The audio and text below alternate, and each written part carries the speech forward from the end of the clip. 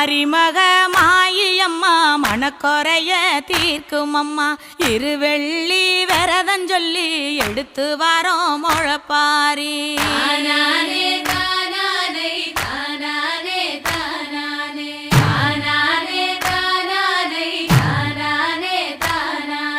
காத்து மட்டும் வந்து போகும் கட்ட பொம்மை கோட்டை போல வெயில் பட ஓல பின்னி விதைச்சு வச்சோம் முழப்பாரி